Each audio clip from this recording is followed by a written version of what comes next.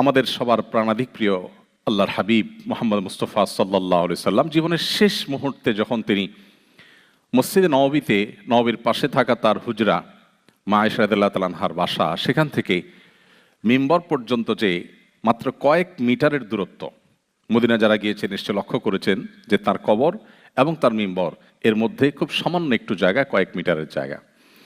এই জায়গাটুকুতে তিনি পায়ে হেঁটে আসতে পারছিলেন না।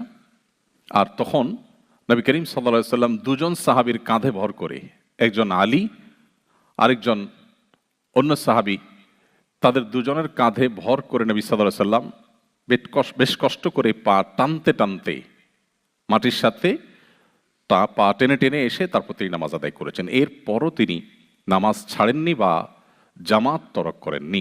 নামাজ এমন একটি বিধান আল্লাহর যে এর কোনো বিকল্প কোরআনে বা হাদিসে কোথাও দেওয়া হয়নি। নামাজের বিকল্প